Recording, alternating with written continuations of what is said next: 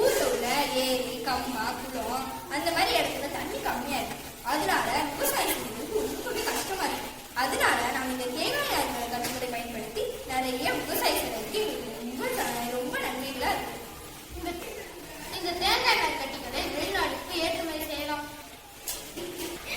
இது குறைந்த அளவு நீரை பயன்படுத்தி அதிக பயனுள்ளத்தை அளிக்கிறது.